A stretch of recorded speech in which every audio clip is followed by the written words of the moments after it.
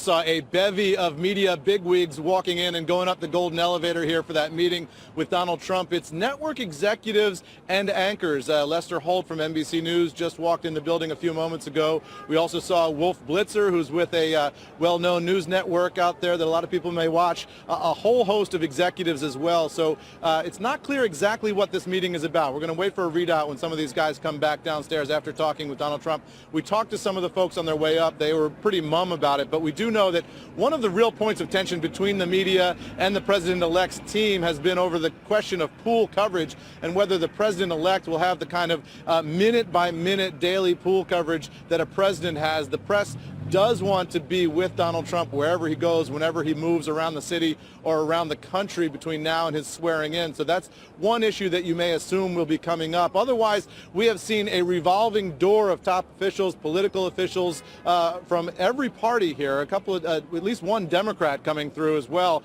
We saw a meeting scheduled at least with Rick Scott, Newt Gingrich, Mary Fallon. We also saw Scott Brown coming in earlier, stopping and talking to the press for a minute or two. It's not clear which positions all these folks are necessarily lined up for, but clearly Donald Trump having a bit of an audition here for some of the top positions in his cabinet here at Trump Tower. And when we get word on exactly who's been named to any of those positions, we'll bring it to you. And as soon as we know what the upshot is of this media meeting, we'll bring that to you as well, Brian.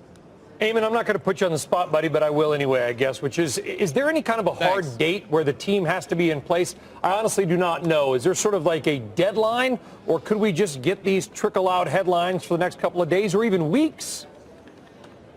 We could get them for weeks, right? Because typically what you want to do is you want to have your big ones, your Secretary of State, Defense, some of the other top jobs named as early as possible, and then they can go in and start filling out the ranks below them, the undersecretaries, the deputy secretaries.